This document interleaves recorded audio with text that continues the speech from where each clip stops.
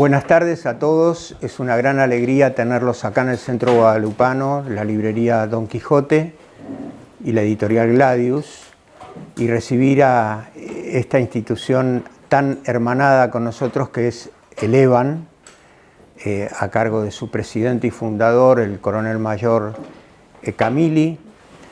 Y hoy nos reunimos para poder hacer un análisis profundo de la situación de la guerra existente entre Ucrania y Rusia, que sabemos muy bien que es una guerra que trasciende ampliamente a estos dos países porque es casi una guerra global que va desencadenando otros fenómenos, y vamos a tener la opinión experta del coronel Jorge Fernando Durán, que ha sido jefe de operaciones de las Fuerzas Especiales Argentinas entre el año 2019 a 2021, así que recientemente en cronología está al tanto de todo lo que pasa en cuestiones de operaciones especiales. Quiero recordarles que hubo una operación especial muy importante por la cual los rusos tomaron por detrás al ejército ucraniano en Kursk, que eso es muy llamativo. Caminaron 15 kilómetros dentro de tubos de gas que habían sido cerrados, dando un golpe de mano realmente de película, y el coronel mayor Camili va a cerrar esto, y Rafael, mi hermano, va a hacer el comentario del choque de civilizaciones que se está produciendo entre Rusia y la NATO, que en realidad es un choque de dos concepciones de la vida, que por supuesto tiene implicancias económicas, industriales, militares, pero va mucho más allá de eso. Es un choque de civilizaciones. Creo que realmente hay una especie de fobia antirrusa, realmente existe, porque no se ve del lado ruso la acción como para producir del lado de la NATO tanta enemistad y prepararse para una guerra superior. O sea, ¿por qué deviene esto? Bueno, eso es lo que hoy nos van a explicar. Así que con ustedes les dejo la palabra al coronel Jorge Fernando Durán. Bueno, muchas gracias. Yo siempre que empiezo estas exposiciones, a veces las doy con PowerPoint, digo, yo trato de ser objetivo en la guerra entre Rusia y Ucrania, pero no soy neutral. ¿Sí? Yo soy objetivo, trato de analizar las cosas de la forma más objetivamente posible, pero no soy neutral. Y no soy neutral porque Rusia siempre nos apoyó con la causa Malvinas, ¿sí? Y uno de los principales aliados de Ucrania, que es Inglaterra, la OTAN y Estados Unidos, siempre estuvieron en contra de la causa Malvinas. Entonces yo hago esta aclaración porque uno no puede ser absolutamente objetivo con todo, pero esa falta de objetividad se la atribuyo a mi falta de neutralidad, digamos.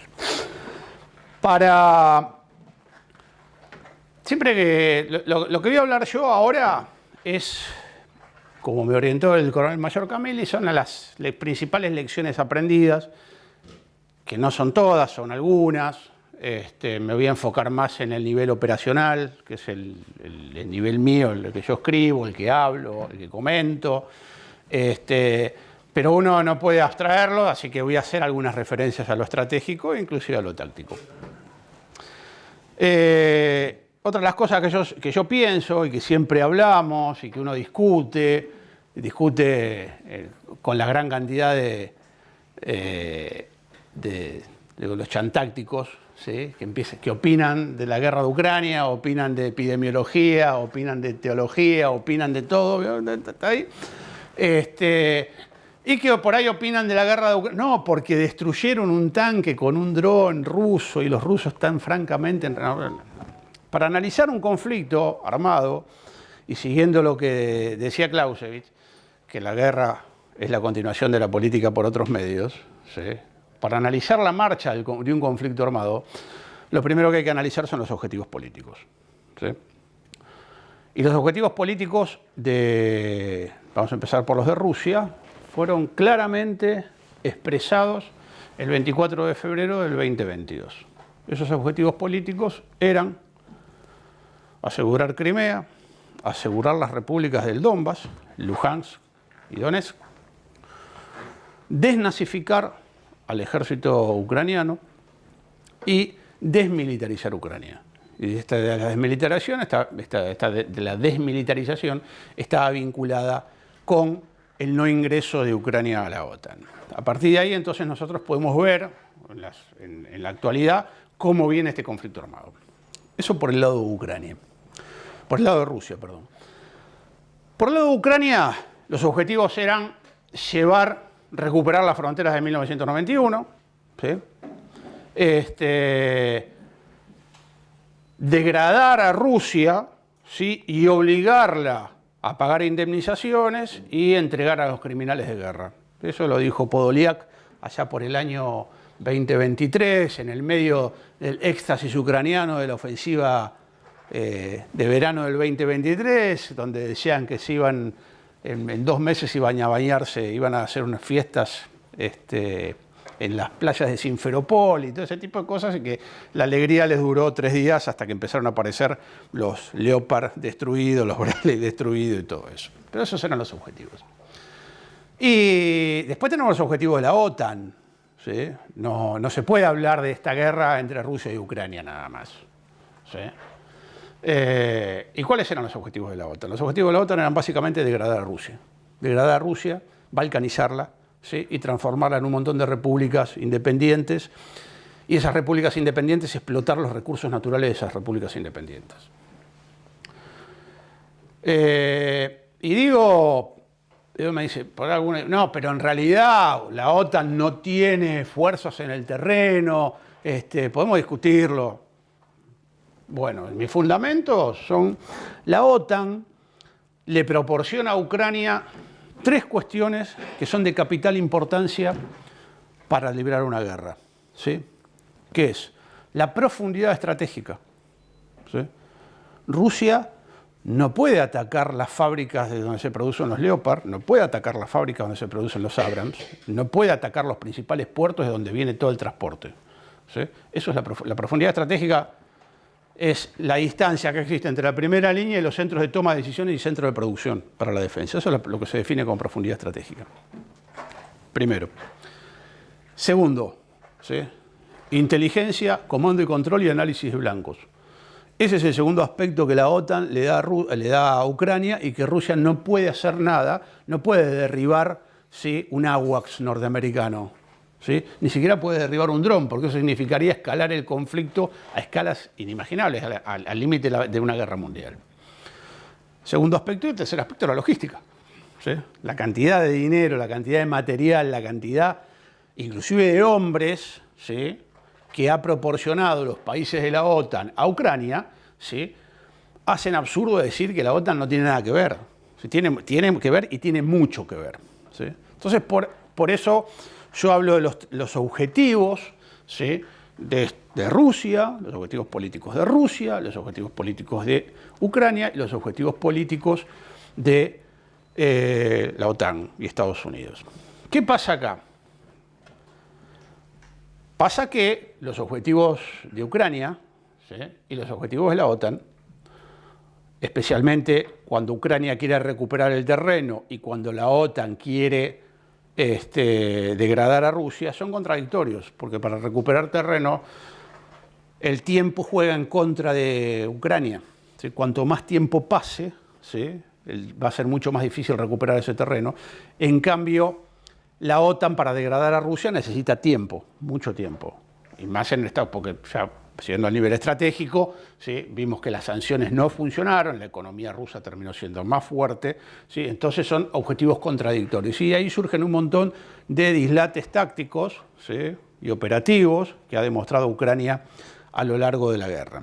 Últimamente, la semana pasada, en el New York Times salió sobre esta ofensiva de verano, ¿sí?, del 2023, los norteamericanos echándole la culpa a los ucranianos echándole la culpa a los norteamericanos, cuando en realidad lo que pasó ahí fue una cuestión de que no coincidían los objetivos de unos con los de los otros, ¿sí? Esa es la cuestión. Y a eso sumémosle, que después lo vamos a ver en las conclusiones, los graves problemas que tiene la doctrina de la OTAN y de Estados Unidos. ¿Sí? Lo vamos a ver más tarde.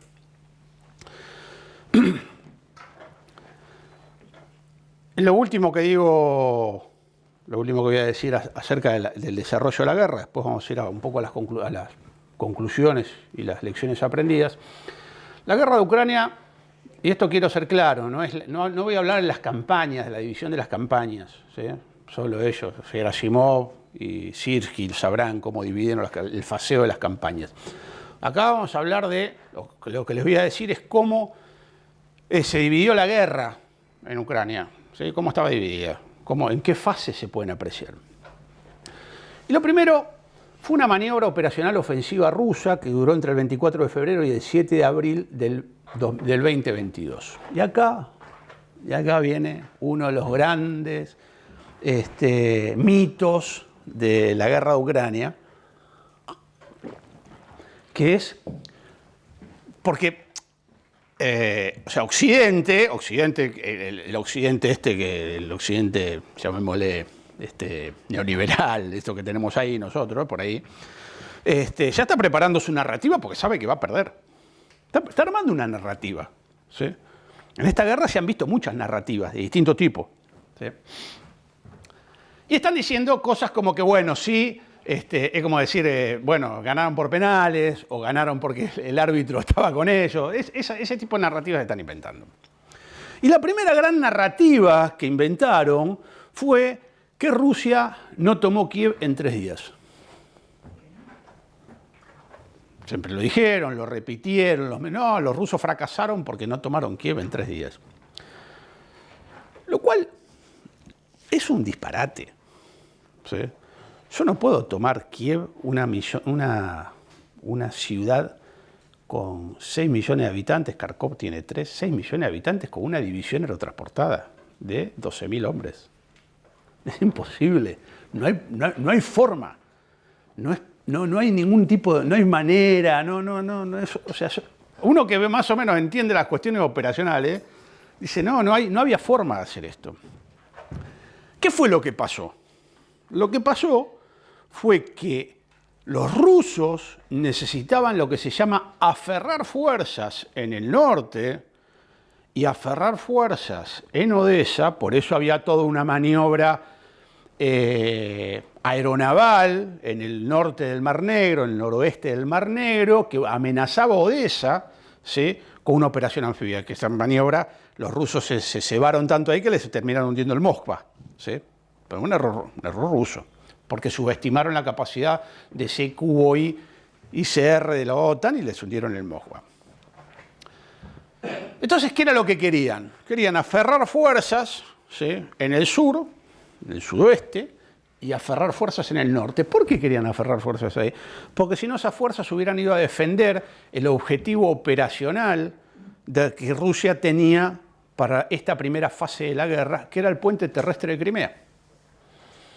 Mariupol, una de las batallas más importantes, una batalla bastante decisiva, porque decidió la primera fase de la campaña, no se hubiera podido conquistar si las 12 brigadas que tenían en Kiev, ¿sí? Hubieran ido a Mariupol. No lo hubieran podido conquistar los rusos. Y acá nos lleva, ¿sí? A otro de los mitos de esta guerra, que es que los rusos tienen superioridad numérica. Los rusos nunca tuvieron superioridad numérica a lo largo de toda la guerra, ¿sí?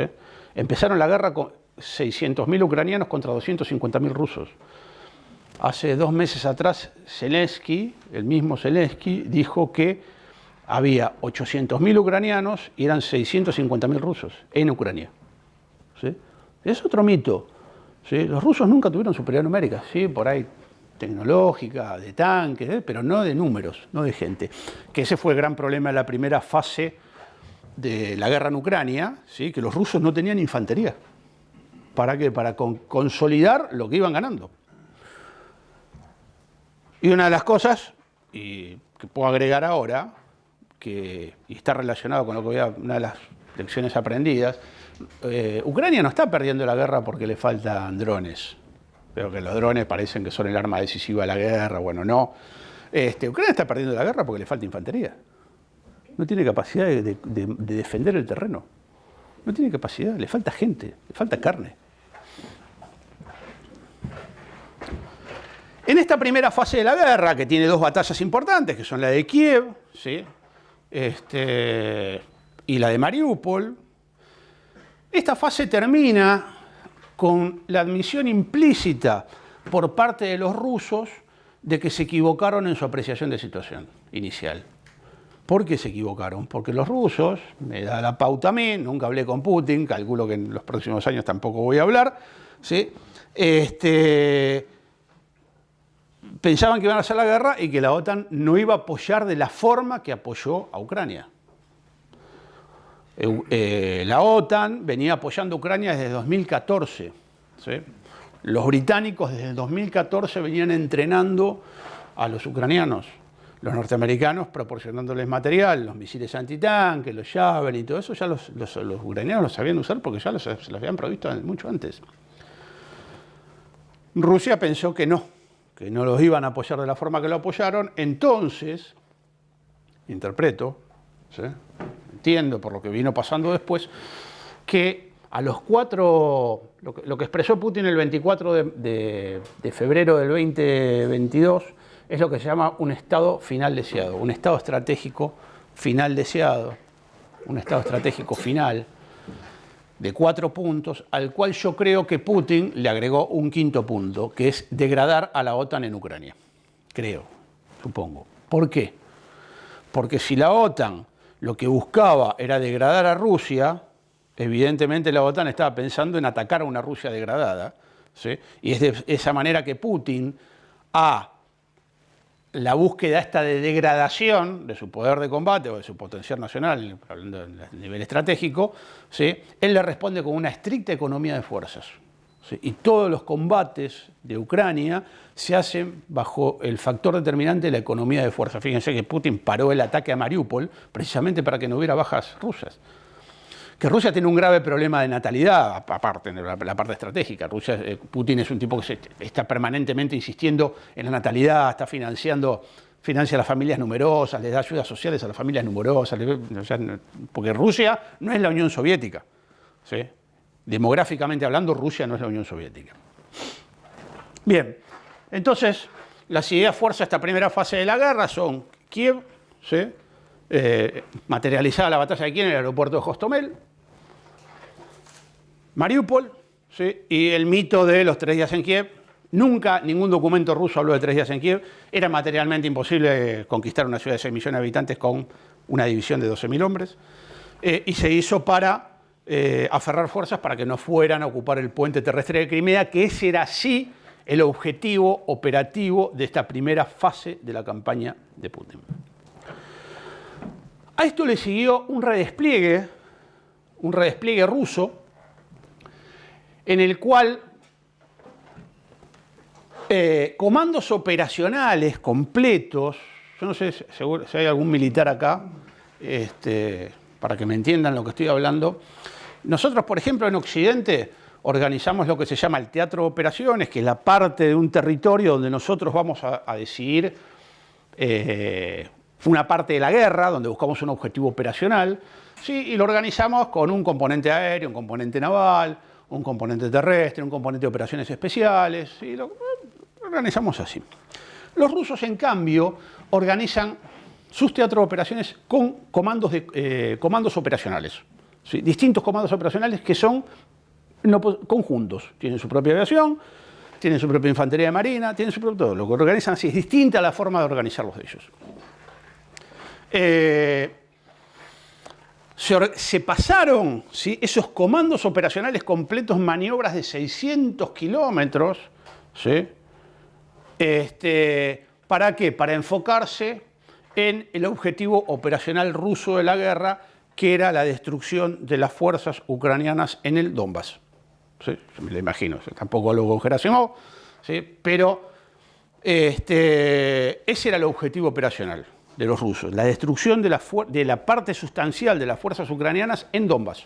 ¿Sí? Ahí, no en otro lado. ¿Por qué digo esto?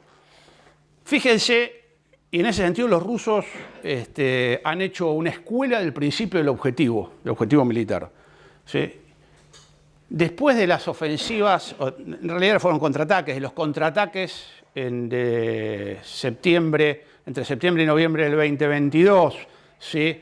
En Kharkov, y los contraataques también en septiembre y noviembre del 2022 en Kherson, los rusos no movieron una sola división desde su esfuerzo operacional principal en Donbass hacia otros lados. Cuando atacaron la ofensiva de verano del 2023, los rusos no movieron tropas de Donbass. De hecho, siguieron atacando en Bakhmut. No movieron nada. ¿Sí? Los rusos dijeron, el objetivo operacional es este. Es el esfuerzo principal. El esfuerzo operacional principal es este. No voy a desviar tropas hacia los esfuerzos secundarios. De eso se trata el principio de objetivo. Tampoco lo hicieron en Kursk. ¿Sí? En Kursk, sigo la guerra todos los días, pierdo más o menos 2 o 3 horas por día siguiendo la guerra. Y no, lo que pusieron en Kursk lo sacaron de otro lado, pero no de las unidades que estaban en Donbass. No lo sacaron de ahí. Este redespliegue, esta segunda fase, tiene batallas como la de Popasna, batalla de Severodonetsk, que son 2 ciudades que están pegaditas ahí enfrente a Siversk, ¿sí? Y la batalla de Lisichian, que están todas, para que ustedes se ubiquen, viene el río del Seversky Donetsk, así, ¿sí? El Dnieper está acá, ¿sí? Y estas ciudades están acá, en el norte, ¿sí? En el límite entre Donetsk y Luhansk. Después vienen estos contraataques ucranianos, que yo les comentaba, que fueron contraataques, ¿sí? No se pueden validar como contraofensivas, ¿sí? Acá por ahí soy un poco técnico en esto que hablo. ¿Qué significa? Los contraataques sirven para recuperar terreno o para destruir una fuerza que ingresó en mi propio territorio. Para eso sería un contraataque. ¿Sí? Cuando yo hablo de contraofensiva, la contraofensiva es para arrebatarle la iniciativa del enemigo. ¿Sí? Que el enemigo abandone su objetivo, ¿sí? Y que se empiece a defender de lo que yo estoy haciendo. Eso es arrebatar la iniciativa. ¿Sí? En ningún momento los 2 contraataques arrebataron la iniciativa de los rusos. ¿Por qué? Porque los rusos siguieron atacando en dirección a Donetsk. ¿Sí? Así. Dijeron, sí, bueno, conquisten todo lo que quieran ahí en Kharkov, ganaron 70 kilómetros, vuelvan a tomar Kherson hasta el Dnieper, pero yo sigo acá. No le arrebataron en ningún momento la iniciativa a los rusos. ¿Recuperaron terreno? Sí, y tampoco destruyeron fuerzas, no destruyeron muchas fuerzas. Porque en ningún momento los ucranianos lograron hacer lo que se debe hacer luego de una batalla, que es la explotación y la persecución. Ya lo decía Clausewitz ahí, que realmente uno cuando está en la batalla, ¿sí? Las bajas son prácticamente las mismas de los que atacan y los que defienden, que realmente la diferencia cuando se destruye una fuerza enemiga es la explotación y la persecución, cuando uno empieza a perseguir a las fuerzas desmoralizadas que se retiran.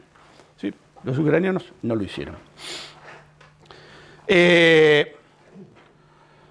Después tenemos una fase de defensa activa, entre esas defensa activa que duró desde noviembre del 2022 hasta el 4 de junio del 2023, que es el inicio de la contraofensiva ucraniana, en el cual los rusos empezaron a aplicar lo que se llama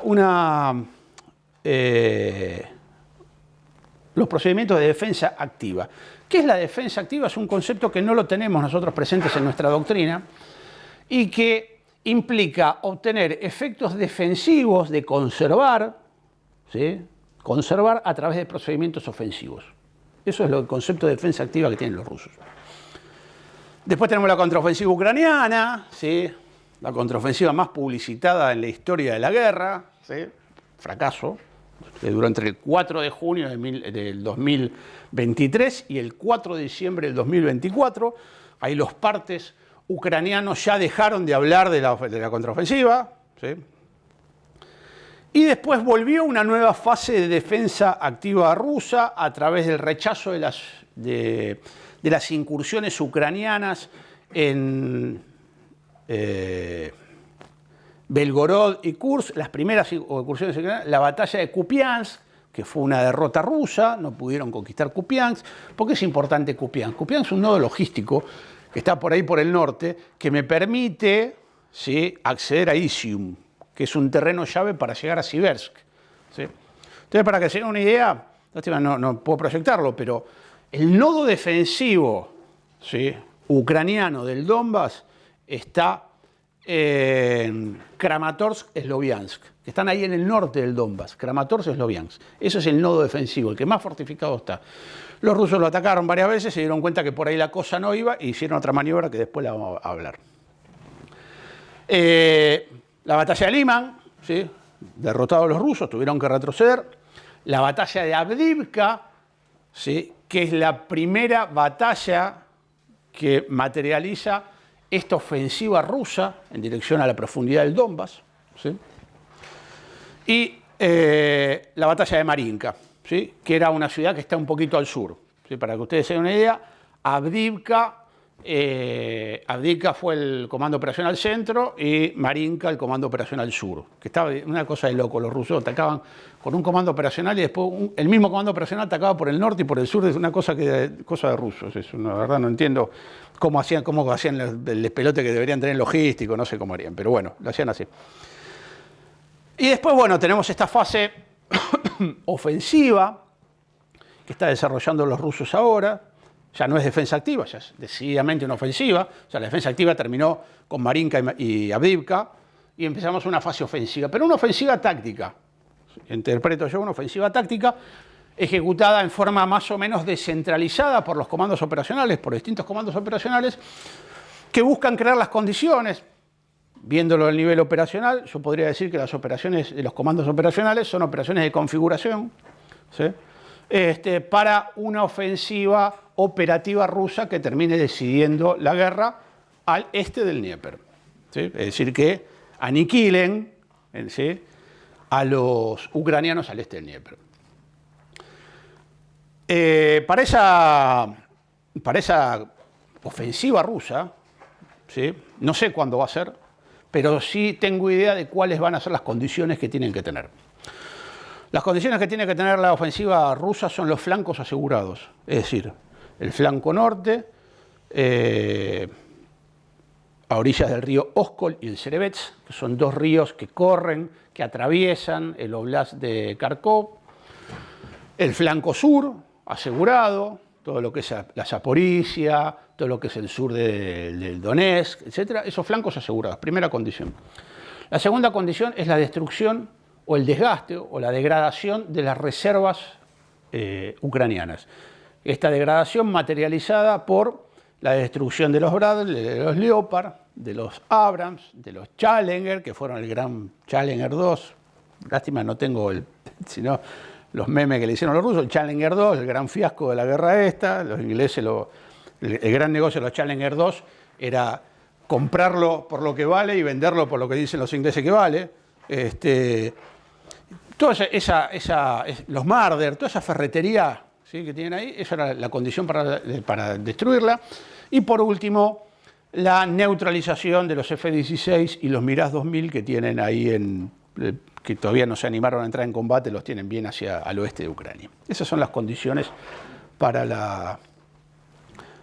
¿6 minutos tengo? Acá el coronel mayor me ordena, me imparte la orden taxativa y yo cumplo. Vamos a ir ahora, vamos a hablar un poco de... en realidad esto da para horas y horas y horas y muchas horas de hablar, porque acá me gustaría hablar de todo lo que es los dominios y un montón de cosas, de las operaciones de información, que son todas cosas interesantes, pero bueno, no tenemos tiempo para esto. Y vamos a pasar a las lecciones aprendidas de este conflicto. Y la primera cuestión es, ¿cuál es? Y que la tenemos que aprender para todos. O sea, las lecciones aprendidas son en función a la realidad argentina. O sea, no me interesan las lecciones aprendidas de los norteamericanos, de los ingleses, la verdad no me interesa, es para la Argentina. Lo primero que hay que ver es la base legal de este conflicto. Putin habló del deber de proteger, ¿sí?, a las minorías. Y acá hay una cuestión también que empiezan con Malvinas, no, porque si apoyamos a Putin es lo mismo que Malvinas, no tiene nada que ver Malvinas con el Donbass. Son dos cosas totalmente distintas. Una está dentro de un proceso de descolonización que es Malvinas y el Donbass está a partir de un golpe de Estado fomentado por la OTAN y todo Occidente ¿sí? Que derriba a un gobierno legal como el que tenía Ucrania, ¿sí? A partir de ese momento empiezan a adoptar medidas contra las minorías rusas, ¿sí? Putin invoca el artículo 51 de la Carta, ¿sí? El mismo artículo que nosotros debemos invocar por Malvinas, ¿sí? Que es el de la autodefensa. Y en función de, y esta debe reunir los requisitos de necesidad, proporcionalidad, inminencia e inmediatez, ¿sí? Nosotros, en un momento, si tuviéramos fuerzas armadas más o menos,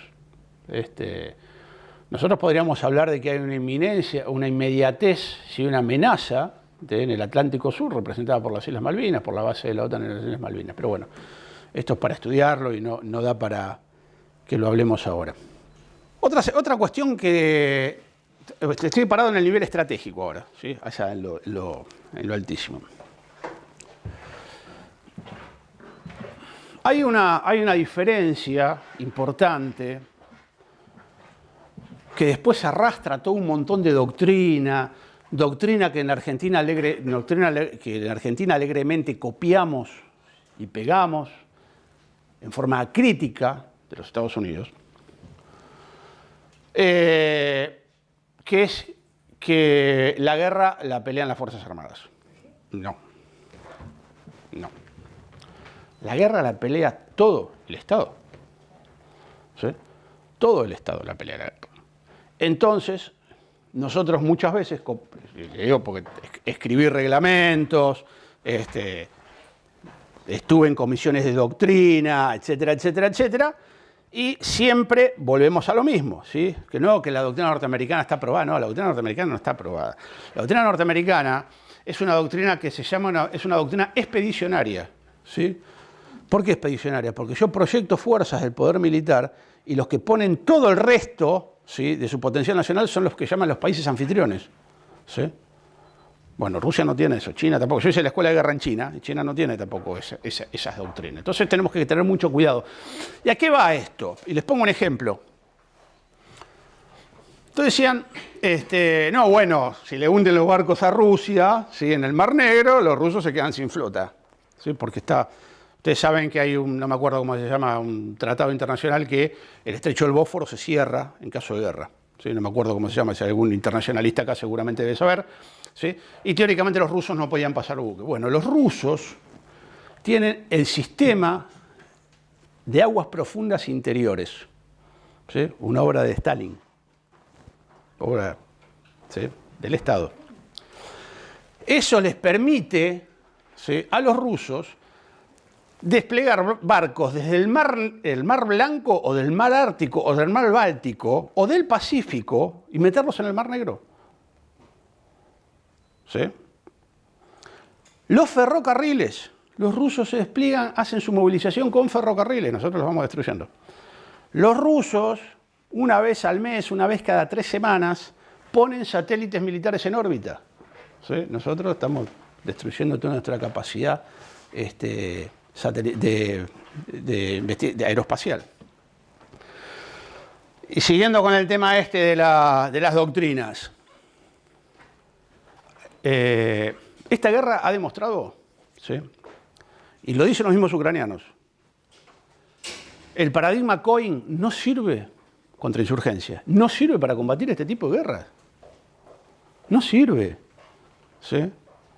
No y la OTAN y los Estados Unidos vienen enfrascados, porque yo hice ejercicio con los Estados Unidos hasta el 2021, siguen enfrascados en el paradigma Cohen de contrainsurgencia. Fuerzas ligeras, rápidamente desplegables, sin ¿Ustedes saben cuántos tanques tenía Gran Bretaña al inicio de la guerra con Ucrania? ¿Alguno que tiene un número así? 250 tanques. Teníamos más tanques nosotros que los ingleses. ¿Por qué? Porque habían desactivado, ¿Por qué? Porque acá entra toda la lógica del mercado aparte. Dice, no, ¿para qué vamos a tener fuerzas pesadas y vamos a usarlas para combatir contra campesinos enojotas, ¿sí? Nosotros tuvimos un ministro de Defensa argentino, ¿sí? Lástima no lo puedo proyectar, Sí, que dijo, no, las guerras entre estados ya no existen más. Allá en el año 2018 yo estaba participando en la reconversión del ejército argentino, reconversión, llámese achique. No, las guerras entre estados no hay más, la artillería y los tanques ya no sirven más, ahora son fuerzas ligeras. Pues después vino lo de Ucrania, ¿sí? Donde vemos los tanques, donde vemos la artillería, donde vemos todo.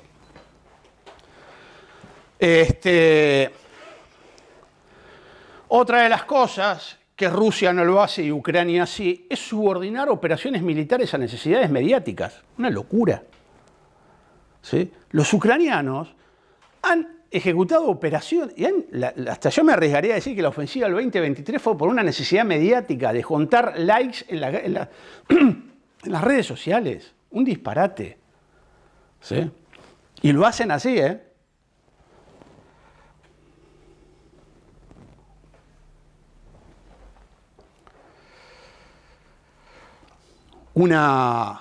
Vamos a bajar, estamos en el nivel estratégico intergaláctico, vamos a bajar al nivel estratégico militar. Nosotros debemos diseñar unas fuerzas armadas, la Argentina, estoy hablando, con un objetivo claro. ¿Sí? Y el componente militar, ¿sí? O el instrumento militar, es necesario para cumplir las misiones de defensa de la República Argentina, pero no es suficiente. Como ya les dije, tiene que haber la economía, tiene que estar la cultura, tiene que estar la diplomacia, tiene que estar todo para nuestro objetivo, que es Malvinas. No digo que vayamos a la guerra contra los ingleses ahora, porque sería una locura de mi parte, pero sí nosotros tenemos que llegar, ¿sí? Con un instrumento militar tal, ¿sí? Que les produzca a los ingleses el mismo efecto que Deng Xiaoping le produjo a Margaret Thatcher cuando Margaret Thatcher allá en 1982 le dijo, no, Hong Kong, vamos a pensarlo bien. Deng Xiaoping le dijo, mira, tengo armas nucleares y tengo 1 millón de chinos que en 1995 te van a ocupar Hong Kong con ustedes o sin ustedes. Así. Tal es así que Margaret Thatcher salió tan consternada de esto que se tropezó y se cayó. Están los videos en internet dando vueltas. ¿Sí? A eso tenemos que llegar nosotros. No necesariamente tenemos que agarrarnos los tiros, simplemente tener unas fuerzas militares que sean capaces de acompañar el reclamo diplomático. Vamos a lo operativo. ¿Sí? Nivel operacional. El nivel operacional es el nivel de la campaña. ¿Sí? La campaña es lo que articula las distintas batallas para lograr el objetivo operacional. ¿Sí? Y es un error que, fíjense que se vuelven a repetir. En Malvinas, ¿se acuerdan ustedes? Seguramente más de uno lo habrá leído. Bahía Agradable. ¿Sí? Vino nuestra Fuerza Aérea. La Fuerza Aérea le destruyó, ¿sí? Los buques de logística, los buques de desembarco, en Bahía Agradable. ¿Sí? Hizo un desastre, una carnicería con los ingleses, Sir Gallagher. ¿Qué hicieron las fuerzas terrestres?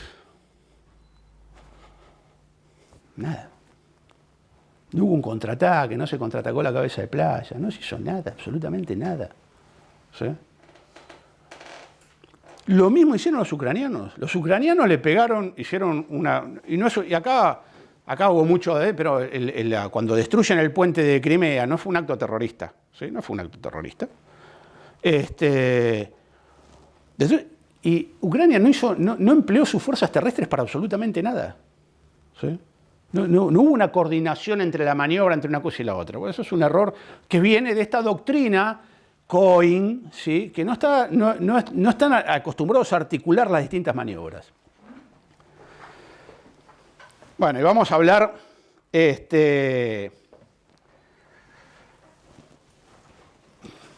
por ahí es un poco impopular. Los drones, ¿no? Que todos los vemos, los drones tienen buen marketing. ¿Sí? ¿Por qué? Porque tiene una camarita, ven, cuando llega, explota. ¿sí? Pero los drones no son el arma decisiva de la guerra. Ayer escuchaba un video de un ruso y dice, no, sí, los drones son excelentes, nos apoyan, nos observan, todo ese tipo de cosas, pero la batalla termina cuando la infantería ocupa. Ahí, soy infante, no sé si se dieron cuenta. Pero es la realidad, ¿sí? Es la realidad, y como les repito, a los ucranianos no les hace falta drones, tienen millones de drones, ¿sí? Lo que les hace falta es infantería. Y no existen las armas milagrosas, y lo vemos ahora, ¿sí?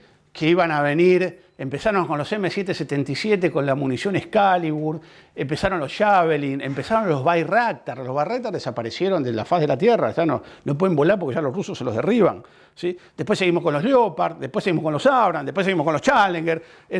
Eran todas las armas milagrosas, y ninguna de esas fue milagrosa. ¿Por qué? Porque no hay cosas milagrosas en la guerra, ¿sí? En la guerra lo que vale, ¿sí?, es esto: la capacidad que tiene el conductor de articular sus medios para ganar una batalla. Eso es lo que es lo milagroso, digamos, ¿sí?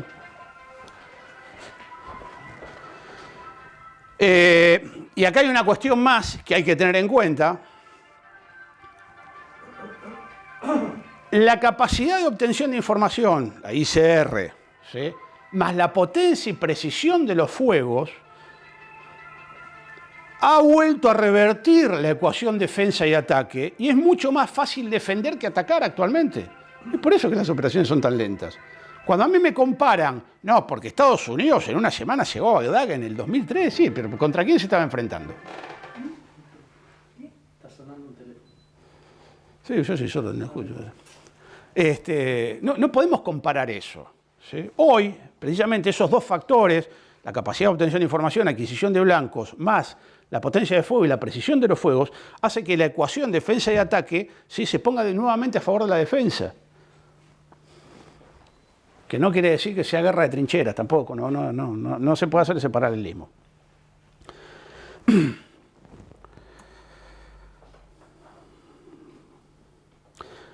Otra de las cuestiones: los rusos se han cansado de tirarle misiles Kal, Iskander, bombardear, bombas FAB-500, FAB-3000, FAB lo que sea, sobre las líneas de comunicaciones ucranianas, y esas líneas de comunicaciones fueron interdictadas por un tiempo limitado, pero nunca fueron cortadas definitivamente.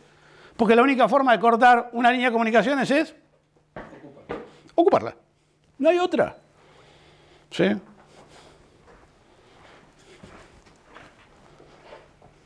Y una cosa más con respecto a los drones. La verdad de los drones, que aparte de los drones tienen un problema que es la guerra electrónica, ¿sí? La guerra electrónica, hay fotos por ahí, una compañía de guerra electrónica rusa, así, una pila de drones tenía, está la foto por ahí dando vuelta. Pero la verdad la vamos a saber cuando sepamos cuántos drones fueron empleados y cuántos drones hicieron blanco, ¿sí? ¿Cuál es la eficacia de eso? Ahí vamos a saber realmente. Porque obviamente detrás del señor que fabrica los drones quiere vender drones. ¿Y qué va a decir? No, los drones son los mejores del mundo. Bueno, pero no. Ya lo del objetivo operacional lo vimos. Esto es fundamental para la conducción de la guerra, mantener el objetivo operacional. Esto no quiere decir que yo sea inflexible con los planes, los rusos no lo son, ¿sí?, pese a toda la zaraza que hay de esto. La flexibilidad... Si yo abandono el objetivo, perdí la iniciativa. Es así. ¿Sí? La flexibilidad, ¿dónde está? En mantener el objetivo, ¿sí?, pero variar los planes para llegar a ese objetivo, variar los caminos para llegar a ese objetivo, ¿sí? Eso es la flexibilidad.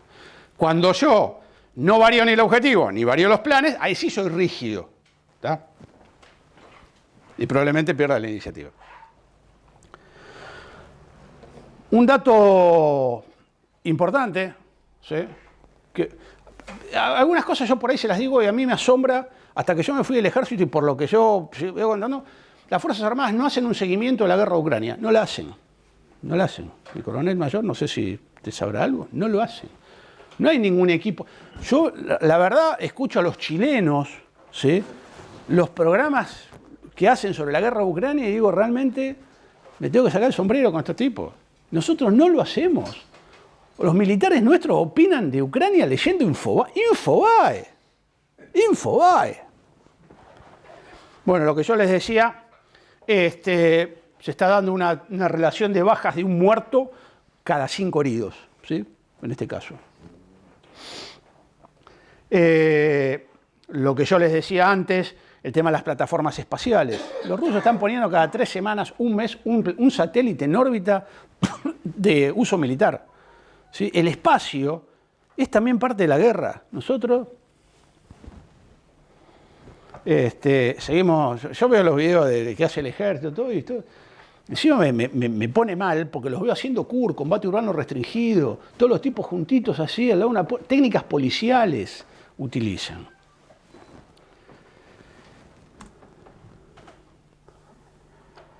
Y lo último, que esto era de la cuestión estratégica y con esto termino, que no se enteren mis amigos, tengo amigos progres también, y tengo de todo tipo, de todo el espectro ideológico. La Argentina tiene que repensar, ¿sí?, qué va a hacer con el servicio militar. Tenemos que repensarlo, porque el servicio militar voluntario era lindo para las fuerzas ligeras, era lindo para combatir insurgentes. Ustedes calculen, el año pasado, con bombos y platillos, el Estado Mayor Conjunto dijo, vamos, hicieron un ejercicio ahí, no sé de qué era, de no sé qué cosa, desplegamos 5.000 hombres. ¡Guau! Los titulares de los diarios salían en todos lados. 5.000 hombres son las bajas que se le producen a los ucranianos cada 3 días de combate. ¿Sí? No tenemos reservas. No tenemos reservas. No podemos afrontar una guerra. Aparte de la munición y de todo este tipo de cosas. No tenemos esa capacidad. ¿Sí? No podemos afrontar una guerra, ¿sí?, siguiendo comprando material de los aliados de los ocupantes de la isla Malvinas. No podemos. Fíjense lo que pasó la otra vez, hace un mes atrás.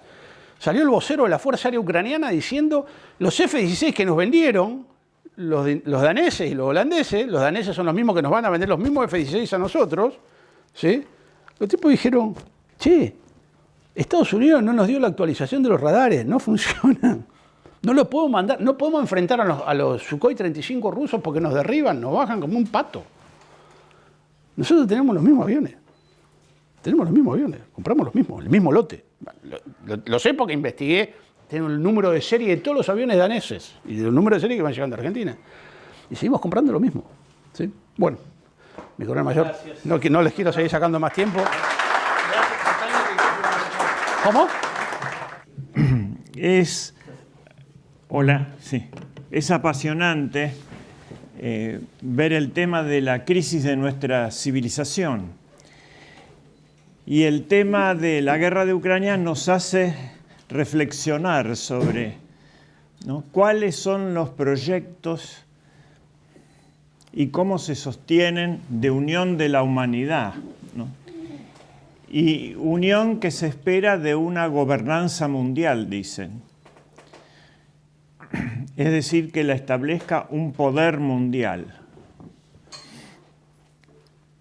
Además, eso depende de cada civilización, de la noción que tiene del hombre, de la noción que tiene de la naturaleza, de la noción que tiene de la ciencia y de la noción que tiene del fin, hacia dónde va la humanidad. A veces son fines reales y a veces son fines puramente ficticios o huecos, ¿no? Por ejemplo, el progreso. Hay dos grandes concepciones. La pagana, fuera del cristianismo, y la occidental, la que podemos llamar occidental, que no siempre es la cristiana.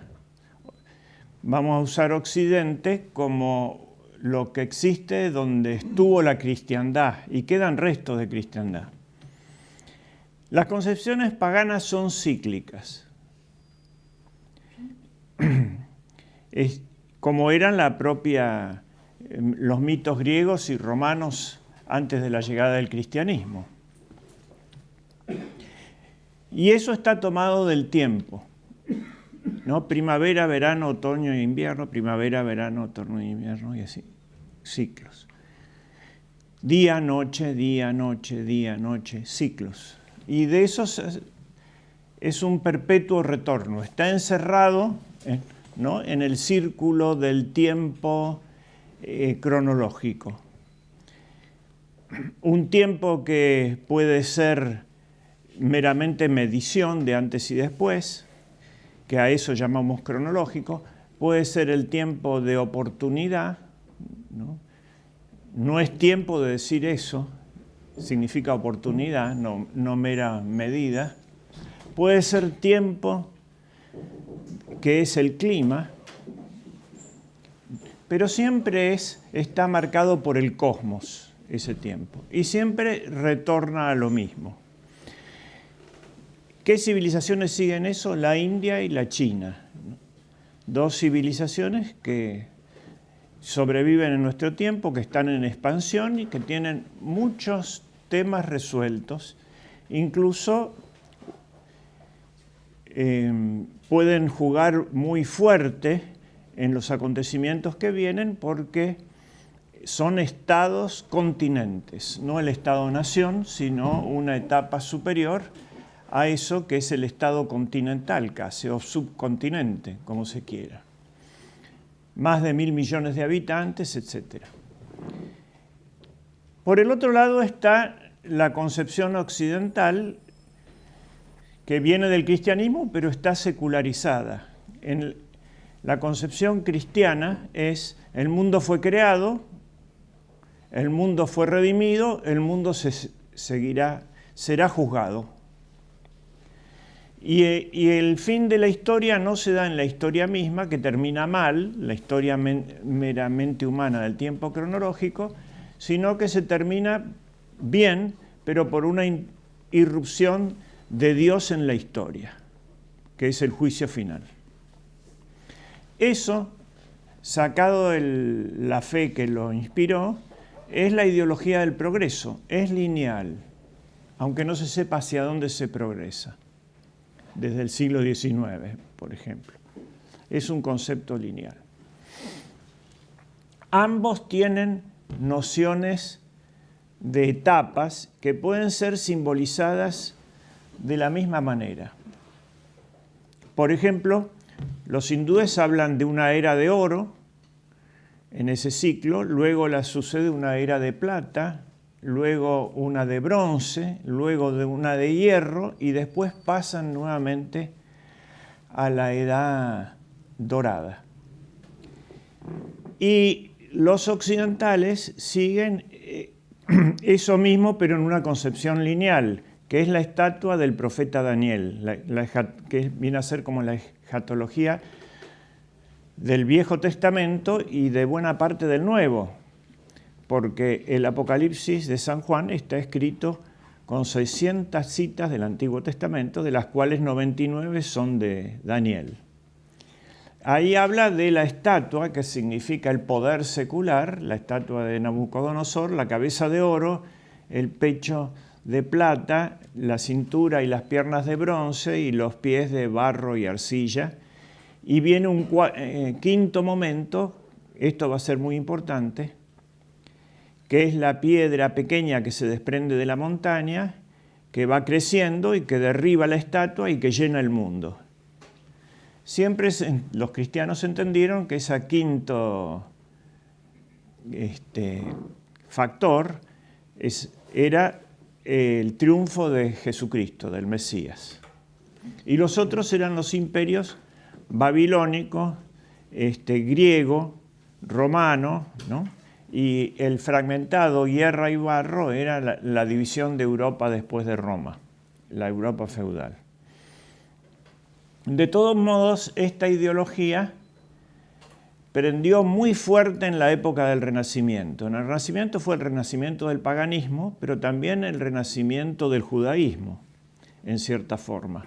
Es decir, la descomposición de la sociedad cristiana, de la cristiandad, en dos de los elementos que había unido la predicación evangélica, ¿no? En Cristo, dice San Pablo, no hay griego ni judío, ni varón ni mujer, ni amo ni esclavo, pero solamente en Cristo se da eso.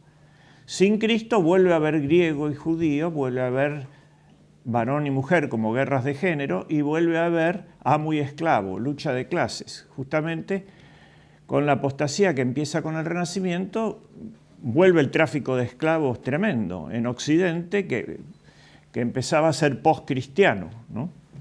Excepto en el Imperio Español, donde hubo que cambiar la dinastía para lograr poner la esclavitud. Ahí sí era tolerada la esclavitud con el advenimiento Borbón, por el Tratado de Utrecht y Rastach, pero antes estaba prohibido. Pues bien, ¿qué dice en este concepto ya post-cristiano, o de un cristianismo en progresivo deterioro? ¿Qué dice de esta quinta monarquía? y todas las potencias de Europa quieren ser la quinta monarquía. Lo entienden en sentido no espiritual, sino en sentido carnal. El rey de Francia pretende, describen los ingleses, establecer la quinta monarquía, ¿no? Por Luis XIV. Los ingleses también. Entonces, ¿qué hace cada uno de esos imperios? Subordina la religión, que era el valor supremo en la edad cristiana, en la cristiandad, lo subordina a la política. Y la política deja de ser la ciencia del bien común y empieza a ser la ciencia del poder, con Maquiavelo, donde la religión es un tótem tribal, una ideología del poder. La religión anglicana, ¿no? O galicana, aunque siga formalmente siendo católica, y así. Todos los imperios de esa época, y cambian, por supuesto, en ese voluntarismo, cambian el concepto de derecho, que es fundamental para un orden. Cuando hablamos de un orden jurídico, de gobierno mundial, de eso, ese es el tema de esta reunión. Y ya no va a ser el derecho institución, donde necesita la adhesión libre de la gente, porque si no hay la adhesión libre de los ciudadanos, es una física de las relaciones humanas, pero no es derecho, ¿no? El derecho supone la libertad responsable. Acá va a ser, se olvidan de la institución y queda solamente el derecho contractual, ¿no? El modelo de todo derecho es el contrato de compra-venta, sobre todo, ¿eh? Y la misma sociedad es pensada como un contrato social, que es el Covenant protestante. Los protestantes en el Mayflower dijeron, ¿y cómo vamos a actuar? Que no tenemos rey, porque venían huyendo del rey, del rey anglicano, y ni autoridad, etcétera, y nos tenemos que poner todos de acuerdo. Es el consenso, eso reemplaza. Entonces, nosotros teníamos las dos cosas, como el matrimonio, por ejemplo. Es una institución divina y es fundamental el consentimiento de las partes, pero es un consentimiento que se da al plan de Dios para comunicar la vida y para el amor, ¿no es cierto? Acá va a ser simplemente un acuerdo que puede ser este u otro entre un hombre o... No es necesario que sea un hombre y una mujer para siempre y delante de Dios, ¿no? Y como ese es el modelo de la familia donde uno se crea, donde uno respira, etcétera, es el modelo de toda la sociedad, de la empresa, del municipio, ¿no? Inclusive históricamente las familias se reunieron, las tribus fueron después, ¿no? Después la reunión de los jefes de tribus, y eso fue haciendo el Estado o el desarrollo de sociedades más amplias. Pero siempre es la familia, ¿eh? En Hispanoamérica, que es lo que nos interesa a nosotros, esa familia tenía un padre y tenía una madre. La madre era la Santa Madre Iglesia y el padre era la monarquía. Y en Rusia también, el zar era el padrecito, ¿eh? Y una familia de esa sociedad era como una familia arquetípica, era la familia real, que tenía que ser un modelo o expresar esa cultura. Pues bien, ahí también se rompe este esquema. Al cambiar el bien común por el poder, se cambia la familia por el divorcio, ¿no? Los ingleses inventan el tema del divorcio como modelo de toda sociedad.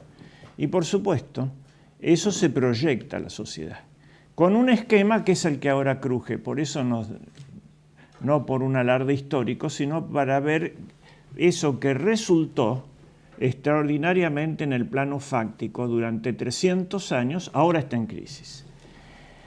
Y era lo siguiente: si no hay bien, porque no hay religión, que el bien es cada caso lo que estemos de acuerdo. ¿No es cierto?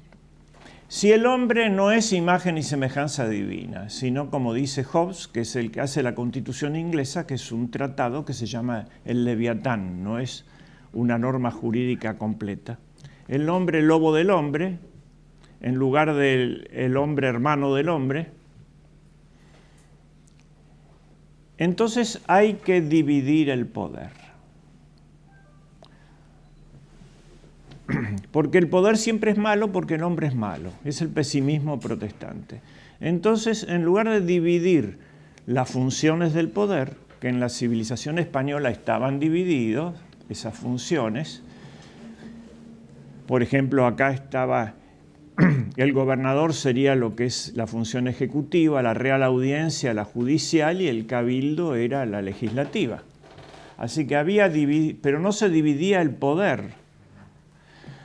Se dividían ciertas funciones del poder. Acá quieren dividir el poder y cambian completamente la física, el concepto de la realidad, porque todo tiene que ver con el contacto que se tiene con la realidad. ¿Cuál era la física de esa época? La aristotélica. Las cosas son o las cosas no son.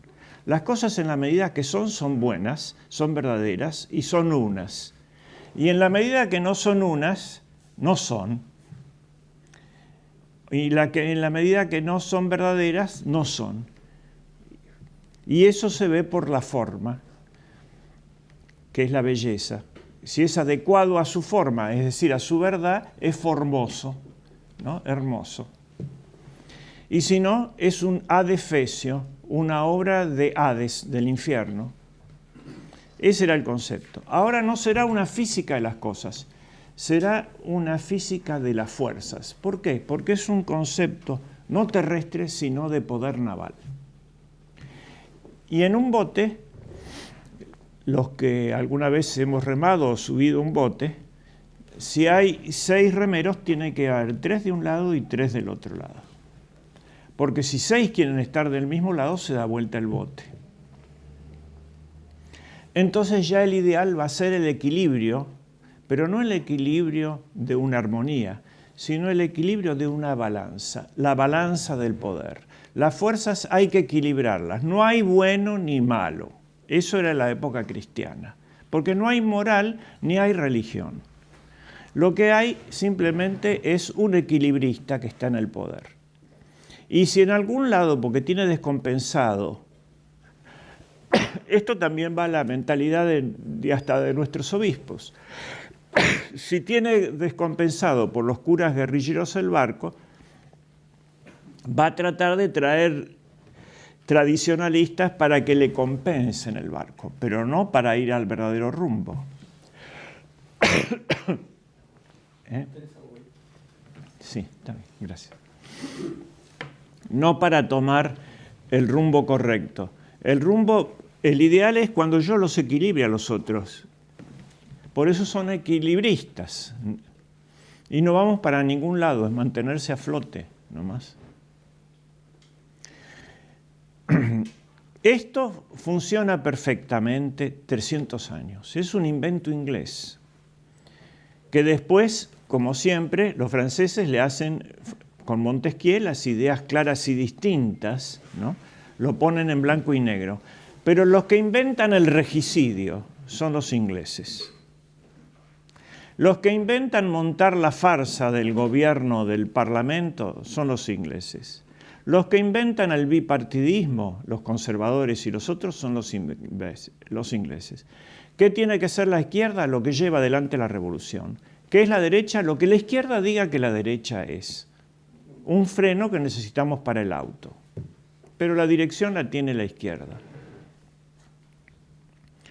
Y el verdadero poder, bueno, son 3 poderes. Bueno, no, pero el poder está detrás. Y aparentemente, ¿qué es el poder? Es el poder burgués, es el poder económico, pero no nos hagamos ilusiones. Ojalá fuera eso. Es el poder financiero que vampiriza el económico, y ese está detrás, ese es el que no da la cara. En la City de Londres, en el año 1694, se descubre una cosa, que el rey, el nuevo rey, el que viene después de la decapitación, no entra en la City sin pedir permiso. Y que ese es el lugar del Banco de Inglaterra, que es un ente privado, que emite la moneda. Entonces viene la financiarización de la economía y el manejo de la moneda. Si tengo la moneda no me interesa los bienes, me los van a traer cuando los pida. ¿No?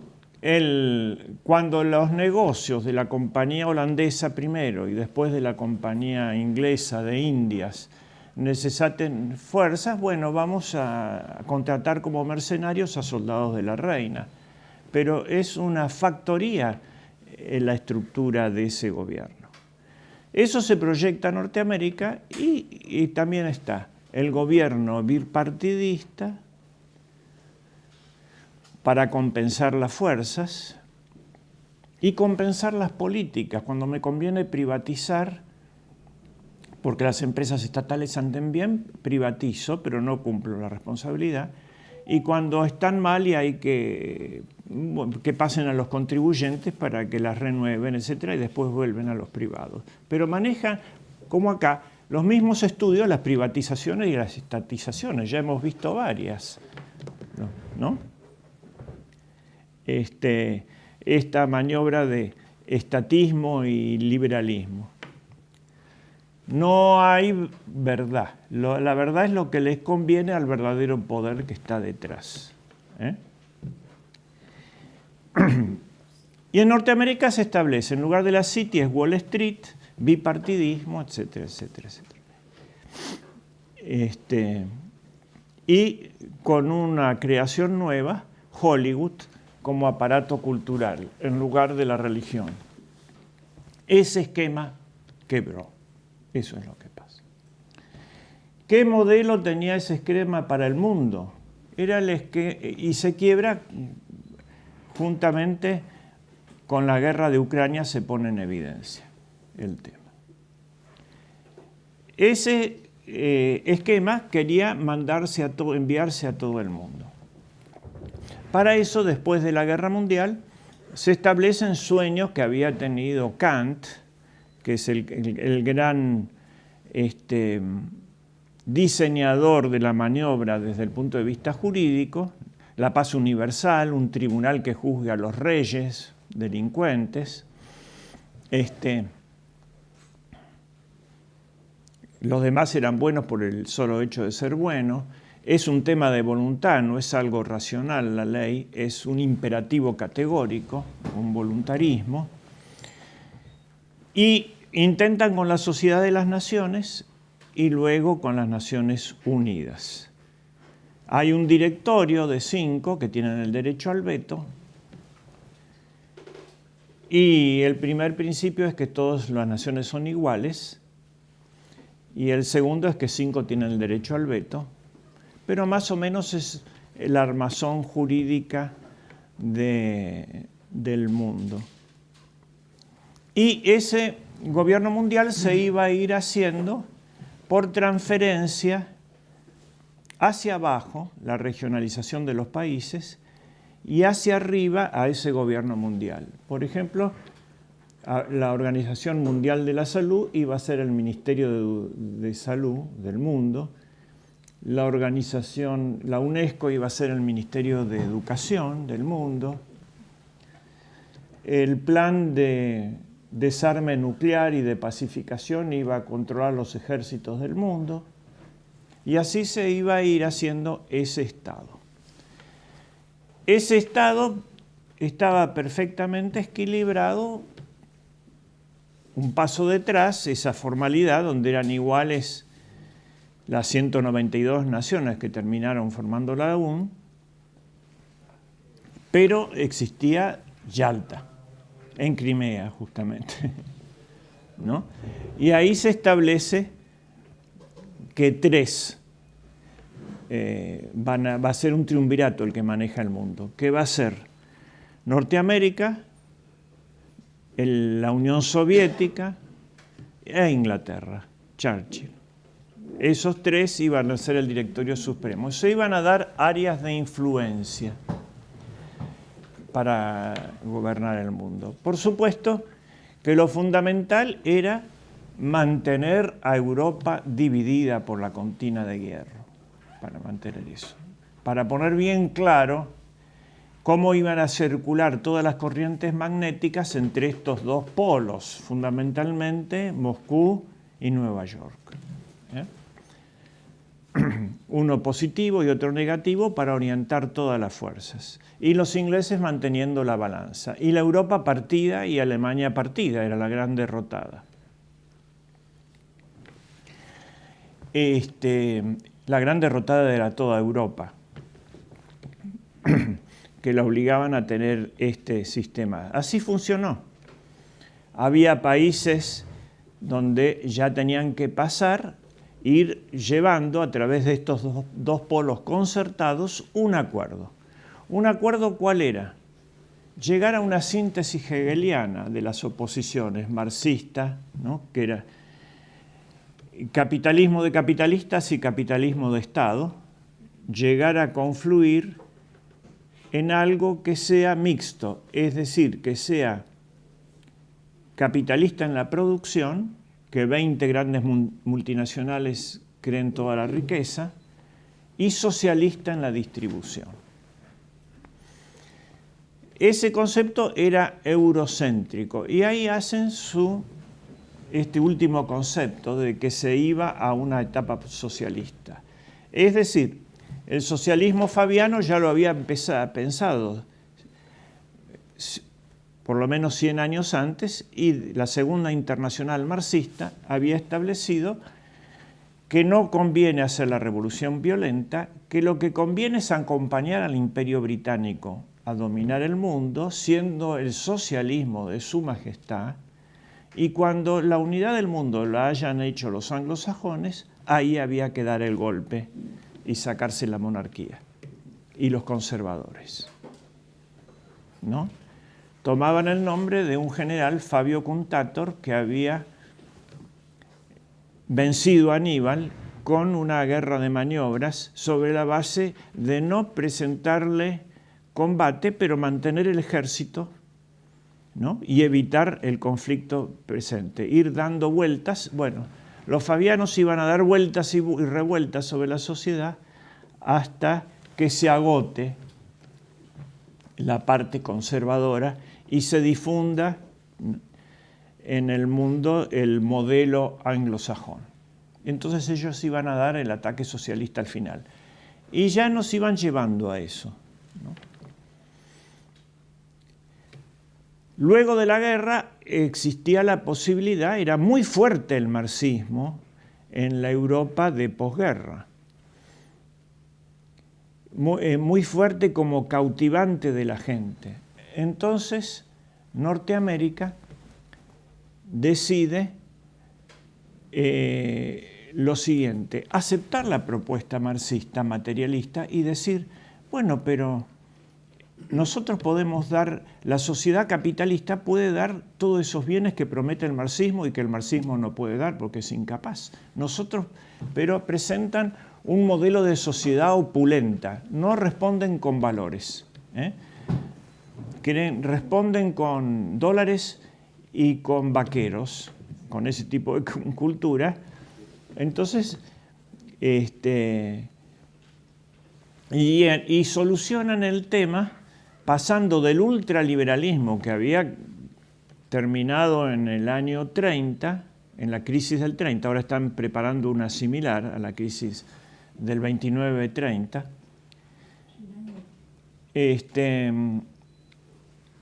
lo que procuran es el estado keynesiano, el estado de bienestar. Bueno, todo el mundo tiene educación, ¿no? Como en Suecia, como en Europa y como acá en la Argentina también. Es un estado mixto, ni es liberal ni es socialista, es semiestatista, pero bueno, los profesionales tienen que tener un empleo público para hablar por teléfono, etcétera, ¿no? Y tener los gastos mínimos, pero ponen su estudio también. Eran unas sociedades mixtas. Eso dura hasta que se derrumba la Unión Soviética. Eso fue previsto, ¿no?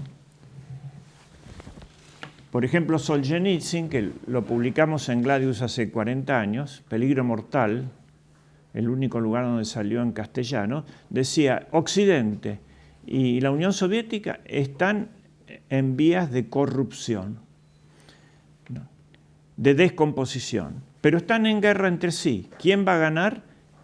El que tarde en pudrirse un poco más. Entonces, ¿qué se produce ahí? Se cae ese proyecto de gobierno mundial, porque una de las patas era la Unión Soviética. Y Norteamérica percibe que ganó, pero no ve el morbo que tiene adentro. Y entonces resuelven volver un mundo unipolar, donde se hace lo que ordeno, empiezan a pisotear el derecho internacional. Ya había anuncios de esa salida. Por ejemplo,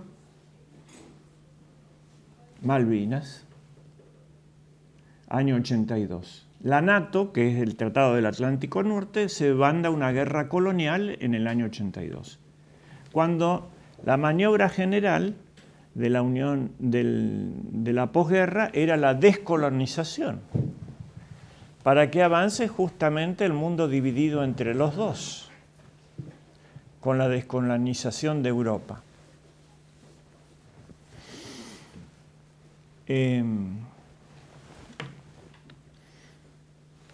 Bien, ¿y quién es el señor que vuelca esa Norteamérica, que ahora vuelve al meridiano del Ártico a la Antártida, y que en ese momento jugaba en los paralelos, como es Rusia, sí, y el Atlántico Norte?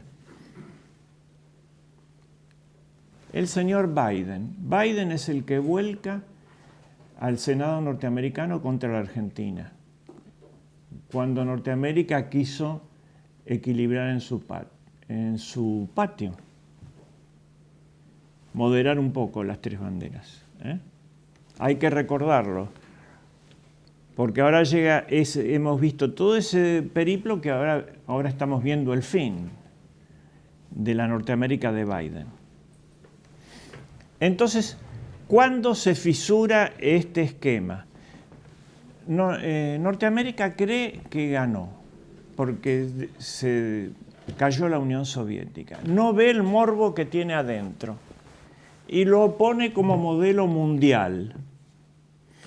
Y ahí establecen otro esquema de gobierno mundial que tenía dos piezas maestras, ese proyecto de la Ilustración: la UN como concepción y Europa como modelo, ¿no? Son los inventos masónicos más importantes que existen, esos dos. Puede decirse en forma menos conspirativa el proyecto de la Ilustración. Esos son los dos grandes artefactos modelo de todo, del Mercosur, de todos los mercos, ¿eh? Una sociedad no formada por el espíritu, no formada por el matrimonio de Isabel y Fernando, sino formada por el divorcio y como modelo un mercado, ¿eh? Por el contrato de compraventa, no por el contrato matrimonial, no la concordia, ¿eh? Pues bien, ahí viene el nuevo esquema unipolar, que es el poder anglosajón, y una vuelta atrás al modelo liberal a ultranza, ¿eh? A la cuestión social y todo, al horror económico. Se destruye el estado de bienestar, ya no hay porque no hay peligro norteamericano. ¿Y cuál es el fin de sociedad que tiene este nuevo proyecto neoliberal? El fin es la Agenda 2030, la reducción de la población y la adscripción de la subordinación del hombre a la máquina, del hombre ya sin sexo. Porque el hombre no tiene derecho a la reproducción porque somos muchos, ni a la comunicación de la vida, que era su poder más grande. El hombre solamente tiene derecho al placer. Toma una pastilla, te va a dar más placer que encargar un hijo. Entonces, ese mundo carcomido empieza a ser devorado por otros actores que que siempre estuvieron, pero ahora actúan en la superficie, que son los imperios transversales, que se llevan por delante a los países sin alma, ¿no?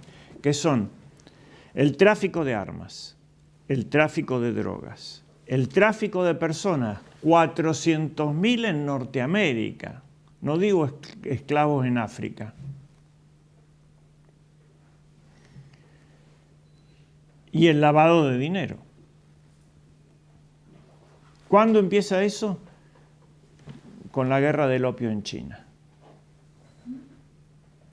Ahí, a partir de ese momento, el Imperio Británico no pudo controlar a los capitales del HSBC, del Banco Hong Kong Shanghai, en el año 1855. Entonces, ¿qué es lo que ocurre en este momento? Cuando se fisura ese orden en Occidente, con el primer gobierno de Trump. Trump dice, esto no nos conviene. Primero América, no primero la globalización. ¿Cuál es la fórmula de Soros del Partido Demócrata, donde están en todas partes esta concepción, ¿no?, de la Agenda 2030? Pero ¿dónde es más fuerte? Bueno, en esos partidos. ¿Y en qué consiste su plan? Norteamérica es para la globalización, ¿no? Primero la globalización, el gobierno mundial, después Norteamérica. ¿Y qué dice Trump? Primero Norteamérica y después la globalización, ¿no? Yo me retiro de los paralelos y me refugio en mi meridiano, desde el Ártico hasta la Antártida, ¿no? Bien, las otras civilizaciones, ¿qué pasa? Las otras civilizaciones son la hispanidad, que tiene su propio proyecto, aunque lo ha perdido, pero nuestro deber es recordarlo. ¿Y qué es la hispanidad? La hispanidad ha creado muchas cosas, pero sobre todo ha creado un nuevo mundo. Es muy importante esta concepción que está con la idea imperial de Carlos V, ¿no? Carlos V en esa época, ¿qué quería? ¿Otra quinta monarquía universal? No. No quería resucitar, que es lo que quieren todos los demás, un imperio romano pagano, gobernado por ellos, ¿no?, donde la religión cristiana sea un ministerio subordinado al poder y un tótem tribal. No. Él quería servir a la cristiandad y coordinar a todos los reyes cristianos, no someterlos a un sistema.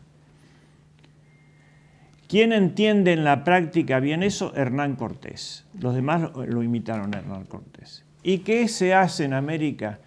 No se reduce a un solo imperio. Se levantan 5 imperios. ¿Y cuál es la estructura que une esos 5 imperios? El nuevo mundo. Es un mundo, algo superior al imperio, que es el esquema donde quieren hacer todos meter a la humanidad. Entonces, ese nuevo mundo funciona, ya esos reinos son por coordinación. ¿Cuáles son los 5 imperios? Los 4 virreinatos y Brasil. Para referirnos a América, que está pensada como un nuevo mundo, no a las hispanidades de África y de otros lugares. Entonces, y en Rusia es similar. Rusia, después de todos los sufrimientos que tuvo, 25 millones de personas muertas en la Segunda Guerra Mundial y la tiranía espantosa, etc., también vuelve, pero con una matriz ortodoxa. No. Acá no está equilibrado lo empírico. Ellos siguen las tradiciones bizantinas y Bizancio tiene otra matriz, que es esta. Los imperios fueron creciendo desde la aldea a la comarca, ¿no?, a los reinos y a los imperios. En cambio, Bizancio nació imperio. Fue Constantino ya integrado toda la civilización romana y lo pensó todo ese imperio de Oriente desde el vamos como un imperio. En cambio, nosotros hemos reunido las 2 estrategias, pero era la construcción de un mundo. En ese sentido, quiero mencionar, para cerrar el tema de las civilizaciones, porque hablé de la India y hablé de la China y hablé de la occidental, que está fracturada ya. La hispanoamericana lo dejo planteado, lo hablaremos en próximas veces, porque es todo un mundo. Está el Islam, que es lo que no pueden manejar. Y justamente aquí quiero decir una cosita más de estrategia nomás, porque cambian los juegos que se juegan a medida que entran más jugadores importantes. El que tiene pensado qué pasa si el mundo está organizado nuevamente en un G2, es China, que es el yin y yang. Su ideal es recuperar, tienen no idea de división, sino de armonía universal, pero contrabalanzan estos dos aspectos, y su ideal era cuando estaba el Imperio Romano en una punta del mundo y ellos en la otra, y tenían la ruta de la seda y comerciaban para bien de los dos. Eso es lo que quisieran ellos.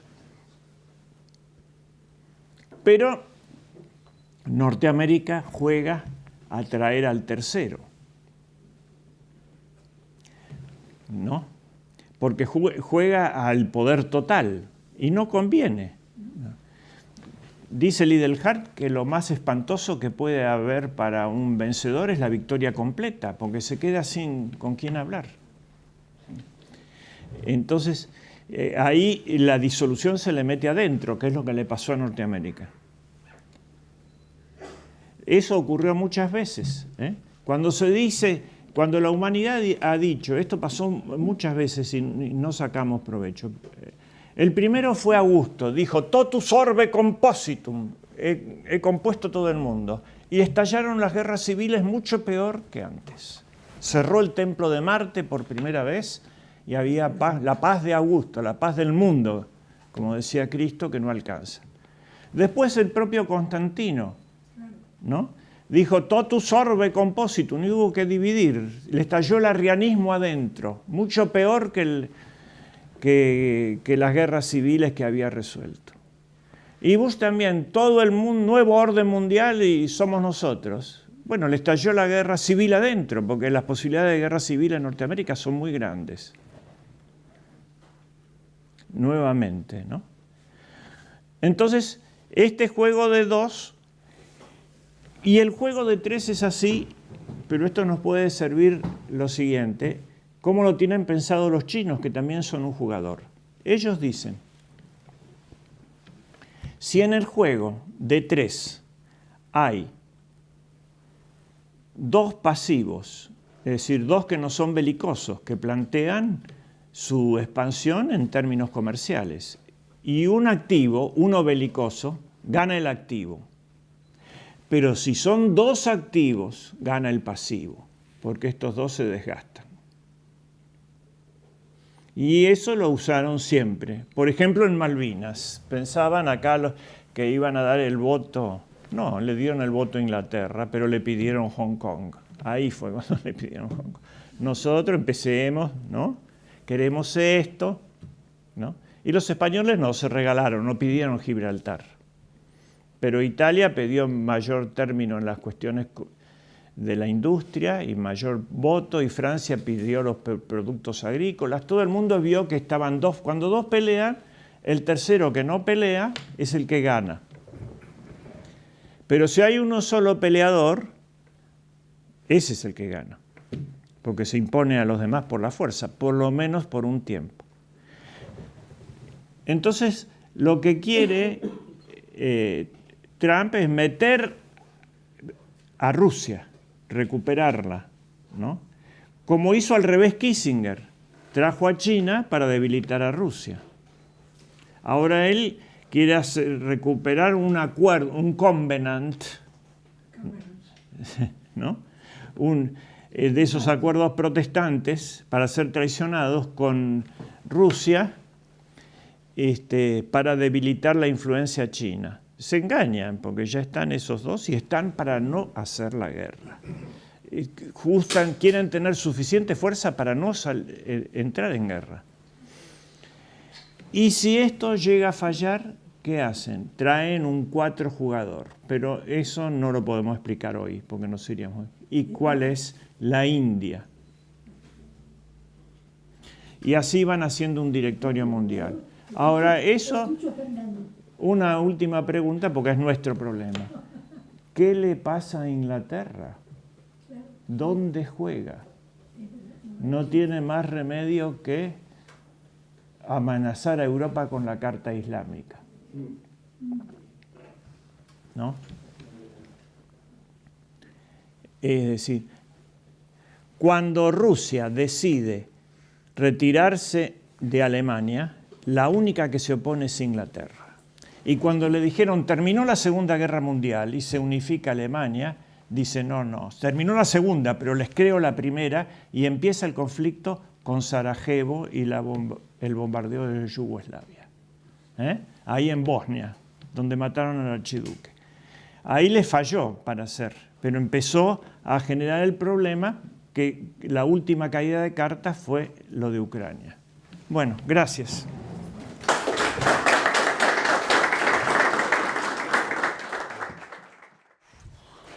Bueno, el último en discordia. Prometo ser sumamente breve, porque hemos abundado en bastantes temas y en bastantes cosas, y prefiero que ustedes hagan algunas preguntas a cualquiera de los tres.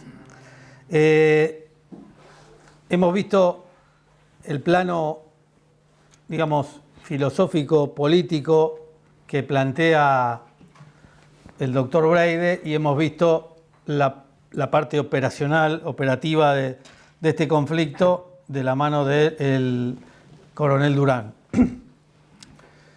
A lo largo de 3 años, hemos tomado este conflicto con seriedad, con objetividad, tratando de hacerlo con objetividad profesional, y semana a semana hemos elegido un medio que ha sido la prensa, no Infobae, ¿sí?, a la sazón, no medios digitales rápidos, ¿sí? Y semana a semana, este es el último artículo, producimos un artículo en la prensa, no solo con un equipo de gente que me acompaña y me asesora y complemento y discuto, entre ellos el coronel Durán, Rafael, Marcelo Breide, Alexis, que está acá sentado, un montón de amigos que esto, porque tiende a ser una cosa seria, para que sea algo para beneficio de la patria, no es una cuestión filantrópica el estudio de la guerra. Como verán acá, por las dos vías, nosotros tenemos que traer enseñanzas, que ese es el objetivo de estos 3 años de trabajo, que están materializados además en 2 libros que están acá, el primero y el segundo, que también en mi fuero íntimo son el homenaje al padre Alfredo Sáenz, que es el sacerdote jesuita del cual me he nutrido en mi vida juvenil para formarme como soldado y como soldado cristiano. Que acá están sus libros también del padre Sáenz. Y el padre Sáenz, mucho antes de que esto pasara, ya hablaba de Rusia, hablaba de la importancia de Rusia en la historia, sus libros, el ícono en la historia de la cristiandad, digamos, todos libros que son el basamento indirecto que yo luego uní con la estrategia y la geopolítica que aprendí a lo largo de mis 40 años de vida militar. Entonces, este conflicto no es un conflicto más. Este conflicto está definiendo, como lo dijo de otra manera y con otras palabras, o lo dijeron los dos, cómo va a ser el orden mundial que van a vivir nuestros hijos, que van a vivir nuestros nietos. No lo sé cómo va a ser, cómo va a terminar. No tengo la capacidad de predicción. Lo que sí sé, entendiendo los periodos históricos, y para no irme muy lejos, el mundo vivió distintos órdenes mundiales. Los órdenes mundiales establecen ciertas normas, reglas, que en forma tácita o implícita las partes aceptan para que haya un equilibrio mundial. Podemos remontarnos a la paz de Westfalia, La paz de Westfalia hizo que ese orden durase aproximadamente 150 años, donde había un juego de equilibrios entre estados, ¿sí? Francia se medía con Alemania, Alemania con Inglaterra, Inglaterra con Rusia, etcétera, etcétera. Y lograron ese equilibrio. Ese mundo, a mi entender, se pone en discusión con la Revolución Francesa. Y hay un interregnio, que es la palabra que utiliza Maquiavelo para hablar entre la caída de un régimen y la llegada de otro, interregnio, entre reinos, ¿sí? Entre 1778 y 1815, el periodo revolucionario y napoleónico en su apogeo, hasta la caída de Napoleón y el Congreso de Viena. Entonces, durante 150 años hubo, mal o bien, guste o no nos guste, un orden mundial que se manejó de una determinada manera. La caída de Napoleón, 150 años duró este orden, la caída de Napoleón marca la llegada de la paz de Viena, ¿sí? La paz de Viena va a durar, el Tratado de Viena va a hacer que ese orden, otro nuevo orden, ¿sí? Con otros estados y con otros hegemones y otros equilibrios de poder y otros poderes materiales, dura 100 años aproximadamente. Estoy siendo sumamente breve para concretar. Dura 100 años aproximadamente, que explota y estalla en 1914. Entre 1914 y 1945 se da un nuevo interregnio entre reinos, que es la guerra europea o las llamadas guerras mundiales, que ponen en jaque y ponen en juego a ese orden que había durado 100 años, desde Viena hasta 1914. 1945, Yalta divide el mundo, claramente lo explicó recién Rafael, el mundo bipolar. 150 años, 100 años, mundo bipolar, 50 años. El comunismo, por distintas causas o distintas cuestiones, a mi entender, implosiona, explota por los aires.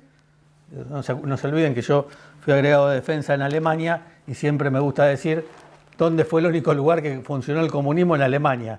Pero no porque era bueno el comunismo, sino porque los alemanes lo hicieron funcionar en esa Alemania oriental, donde cada uno tenía un departamento, tenía un auto digno, unas vacaciones dignas, etcétera, etcétera. Pero digamos, esta es una conclusión mía. Y era la meca de todo el ala comunista, ¿no? Por eso ustedes hoy en Alemania se van a encontrar, en Alemania del Este, van a encontrar muchos cubanos, muchos vietnamitas, muchos... Claro, la meca era esa. En Vietnam no funcionaba, en Cuba no funcionaba. Entonces, los tipos iban, querían tener su autito y su departamento lindo. Hay un museo para cuando vayan a Berlín que se llama el Museo de la DDR, de la República Democrática Alemana, que está cerca del río Spree, que es muy bonito, donde muestra cómo era la vida en la Alemania comunista. Muy interesante, muy interesante. Bueno, paréntesis de por medio, ese mundo de Yalta, ¿sí?, dura 50 años. En la década de los 90, Francis Fukuyama nos va a decir, ¿sí?, que estamos en un mundo unipolar, un mundo donde ya estaba todo resuelto, como dijo recién Rafael, la democracia iba a ser el gobierno universal, el capitalismo, el modelo económico que nos iba a traer a todos felicidad, progreso, etcétera, etcétera. El 24 de febrero, para marcar una fecha de 2022, eso voló por el aire, ¿sí? Ya había indicios en el 2014 o en la guerra de los Balcanes, que, atención especial, recién lo hablábamos con Alexis, los Balcanes, Serbia y compañía vuelven a ser otro foco de esta guerra mundial por partes. Eso es lo que se está debatiendo ahora. Para mí, ahora estamos en un interregnio. Un interregnio. ¿Cómo va a terminar y cuándo va a terminar? No hay vistas importantes y cercanas de que vaya a terminar. Estas conversaciones que tuvieron Trump y Putin no hacen más que ser un paliativo a algo mejor que durante 3 años no hubo, ¿sí? Una serie de diálogos cortados. Con el riesgo, en estos años, hemos visto, lo vengo diciendo en cada uno de los artículos, semana a semana, con algunas características particulares que hay que tener especial atención. Como nunca, después de los años 60, volvió a aparecer la amenaza atómica, en forma absolutamente certera, posible y probable. ¿Por qué? Digo, certera, posible y probable. Porque los contendientes de las guerras, que no son solamente Rusia y Ucrania, las partes, han llevado la guerra a un nivel existencial. Como lo hizo Inglaterra a nivel existencial cuando llegó a Malvinas y estuvo a punto de perder. Si perdía, ¿sí?, los que hablan y saben, entre el 13 y 14 de junio, con el tema de Bahía Agradable, la paliza de los aviones, de los barcos hundidos, etcétera, etcétera, si la Argentina hubiese podido resistir un poco más, Inglaterra y la OTAN no se lo hubiesen visto tan bien. Y yo creo que los ingleses, por su moral, hubiesen utilizado el arma atómica. ¿Sí? No tengo ninguna duda. No tengo ninguna duda. Porque hasta el día de la fecha, estimados amigos, el arma atómica solamente la usó uno de los bandos, en 2 ciudades de Japón, católicas a la sazón, por casualidad, Hiroshima y Nagasaki. Entonces, una de las cosas que yo vengo alertando es, atento que los tambores de guerra esta vez, ¿y por qué? Un segundo elemento que hace perder el quicio, esa bipolaridad, ese momento de bipolaridad, si bien nosotros fuimos víctimas en el patio trasero por los movimientos que sufrimos, el ataque al cuerpo social argentino en forma de guerrillas y terrorismo, había una serie de códigos y se habían trasuntado en una serie de tratados de no proliferación nuclear, como el SALT I, SALT II, etcétera, etcétera, que fueron cayendo cada uno. Hoy el mundo no tiene tratados de acuerdo de no proliferación nuclear y de control nuclear, con lo cual es un mundo mad, loco, ¿sí? Se ha vuelto loco. La mutua destrucción asegurada significa MAD en inglés, ¿sí? Entonces, para mí, esto es una cosa a tener en cuenta porque hemos roto los canales de diálogo para estas alarmas, que a la sazón, lo digo con cierto orgullo a veces también, los argentinos y los brasileños somos los únicos que tenemos un control mutuo de nuestro poder nuclear. ¿Sabían eso? Nos autocontrolamos entre las dos partes, dando un ejemplo al mundo. No lo dice nadie esto. Peligro nuclear. Segunda cuestión importante a tener en cuenta en esta guerra. El poder de la prensa y todos los medios de comunicación habidos y por haber que han tergiversado, mentido, cambiado, alterado, falseado, algún adjetivo más, la información, ¿sí? Con el coronel Durán, con Marcelo Breide, con el Gustavo Breide, con Rafael, con Luis Roldán, con el doctor, con todos he intercambiado. Es, digamos, indignante el manejo oscuro de la prensa en todo Occidente, en este llamado Occidente opulento, ¿sí? Eso hemos tratado de contrarrestar humildemente desde una tribuna seria como es la prensa. Y esto pasa en Italia. La semana pasada, hace 15 días en Italia, recorriendo una librería, buscando bibliografía, obviamente siempre me inclino por cosas de mi temática, había un libro que decía Ucrania, ¿sí? Entonces fui de cabeza al libro que decía Ucrania. Pero el libro de Ucrania tenía un sticker acá pegado, grande, ¿sí? Que decía, atención, este libro puede ser propaganda soviética, puede ser propaganda rusa.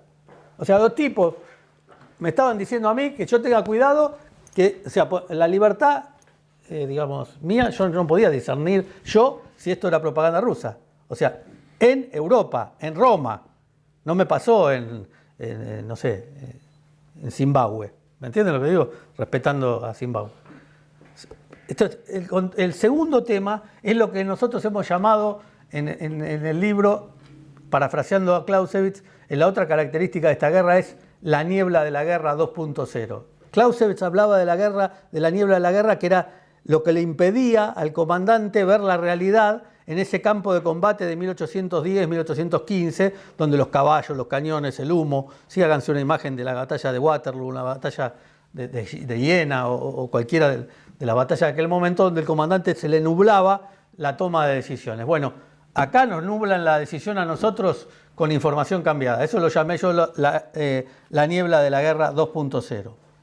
Tercero, estos los dos libros fueron, el tomo 1 trataron los 2 primeros años de guerra en todos los niveles. Si ustedes se fijan en los artículos de la prensa, yo voy desde el nivel estratégico de cosas filosóficas y políticas, pasando por Solzhenitsyn o Emmanuel Todd o pensadores como Clausewitz o como Liddell Hart, para llevar al lector a ese plano del pensamiento. Hemos ido al nivel estratégico operacional para poder llegar a marcar alguna luz amarilla a nuestra dirigencia en el área de defensa, que es lo que marcaba también el coronel Durán. Siempre la Argentina ha enviado observadores militares a distintas guerras. Esta guerra parece vergonzosamente estudiada con el Infobae. Ojalá lo estudiaran con la prensa. No, humildemente lo digo. ¿Me entienden? Infobae, que es una propaganda inglesa, anglo-norteamericana, contraria a los intereses de la Argentina. Y hoy, caricaturescamente, la van a leer noticias así de ese tipo constantemente y después no tienen descaro en desmentirlas. Han capturado a 2 oficiales chinos, dice, metan el celular ahí, digo, vamos a ver. Hay coreanos, todo el tiempo había coreanos, la fuerza coreana, no apareció nunca un coreano. Todo mentira y la gente repite, y no la gente común repite. Lo más doloroso, que repiten nuestros dirigentes y toman decisiones con esas decisiones, con esas informaciones. Entonces es grave. El cuarto punto, el rol de Gran Bretaña. El rol de Gran Bretaña en esta guerra. Hoy, en la semana pasada, saqué este artículo, ahí lo ven al primer ministro Starmer, ¿sí? el último elegido por BlackRock para gobernar Inglaterra. BlackRock es un conglomerado del poder financiero internacional, ¿sí?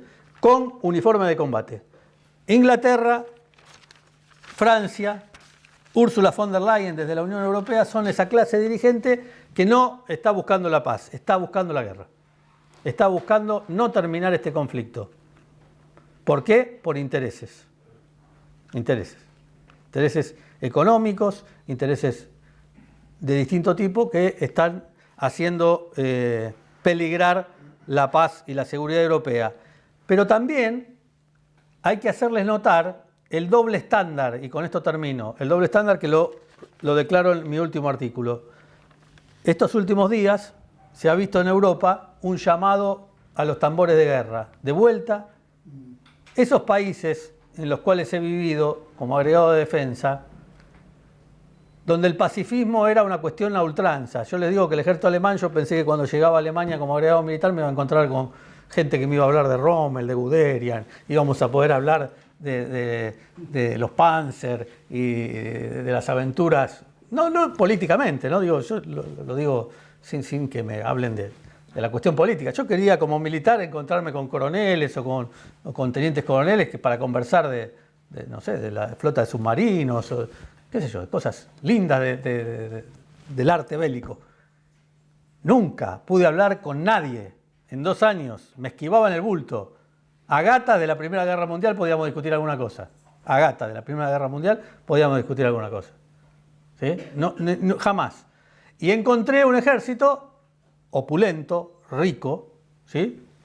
Vestían mejor que nosotros, comían opulentamente, no tienen las falencias que tiene nuestro humilde ejército argentino. Me llevaron, yo como jefe de regimiento mecanizado, que fui del regimiento de tanques, me llevaron a conocer un regimiento de tanques, el lavadero de tanques, que parecía el lavadero de manotas de Libertador y, no sé, el más lujoso que tenga la Argentina. ¿Sí? Y yo a gata tenía una manguera a presión para lavar los tanques cuando terminábamos de hacer instrucción, ¿no? Y encima el intendente me retaba porque le tiraba el aceite al pueblo. Entonces, en eso sí lo vi bien, lo vi pero lo vi ya en el 2014-2016 con 2 batallones de tanques. Y me llevaron a un cementerio de tanques donde me ofrecían, para que yo le ofrezca a la Argentina, todos los tanques que habían desguazado, habían sacado de servicio. Exactamente. Me ofrecían para que yo, como agregado militar, ofrezca a mi país, tengo las fotos, tengo los informes que yo escribí, donde le ofrecían, y es más, me pedían una cosa más, me pedían cambiar todas las bateas de TAM por la de los Leopard. Cuestión que yo ni siquiera tomé en cuenta porque a nosotros los Leopard no nos sirven. ¿Está bien? Pero bueno, ese desarme que estuvo y está incentivado desde la dirigencia por más de 50 años, hoy se vuelve en contra. Vuelven a hablar del servicio militar obligatorio. Un país que está inculcado por el pacifismo. Cuando nosotros hacemos exposiciones de puertas abiertas en nuestros regimientos están llenos de gente. Los alemanes no pueden hacer una exposición de puertas abiertas porque en la puerta tienen una manifestación de verdes y pacifistas que le rompen los cuarteles. ¿Está bien? Entonces, le digo, y ahora, esta semana, Ursula von der Leyen llama al servicio militar obligatorio y lo peor, el descaro más importante que lo puse en este artículo, que no tuvo la repercusión que yo quería ayer, lo que demuestra esto es Finlandia, como país de europeo, pide salir de la Convención de Ottawa. ¿Saben qué es la Convención de Ottawa? La Convención de Ottawa es la convención que se estableció después de la guerra, de la Segunda Guerra Mundial, y Corea en ese periodo, para dejar de usar minas antipersonales, porque la mina antipersonal como objeto, digamos, de guerra o como objeto bélico, produce, o se dieron cuenta que producía daños bastante severos, no solamente en los soldados afectados, sino en la población civil, los campos minados o gente que pierde las piernas o realmente... Y bueno, los países, conversando o en acuerdo, establecieron una convención de Ottawa donde casi todos los países del mundo, entre ellos la Argentina, desistió de usar minas antipersonales. Yo me acuerdo en el año 82, todavía era cadete del Colegio Militar, todavía existían las minas antipersonales en el ejército argentino y a posteriori de eso las fuimos destruyendo y nos fuimos desarmando, como lo hicieron todos nuestros países vecinos, como lo hicieron muchos. Pero ¿cómo? Acá voy, la doble vara constante de esta dirigencia atlantista, que es la que está enfrentando a Rusia, ¿sí? Ahora Finlandia, un país absolutamente pacifista y pacífico, ¿sí? Finlandia y todos los países y otros países, Polonia, están estudiando en sus congresos derogar la adhesión a la Convención de Ottawa. Entonces, ¿cómo? ¿Era malo y ahora las minas antipersonales son buenas? Bueno, este es un ejemplo solamente del constante doble estándar que tienen ellos para medir con la vara a las personas cuando les conviene y medir con otra vara cuando no les conviene. Bueno, estas son las cosas que hemos visto durante estos 3 años de guerra y están relatadas en los 2 libros que hemos hecho y en los artículos de la prensa. Bueno, yo tendría mucho más para decir, pero me parece que ha sido muy jugoso todo lo que hemos visto. Te invito a tomar un vinito y gracias por haber venido. Gracias.